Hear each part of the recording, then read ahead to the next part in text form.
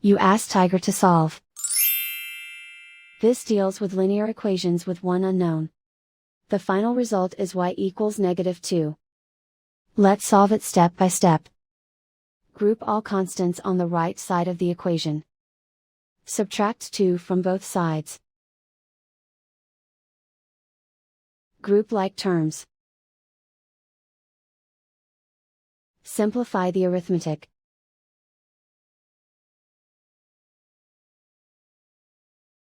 Isolate the y.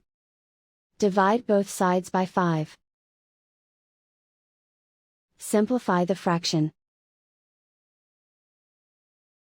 Find the greatest common factor of the numerator and denominator.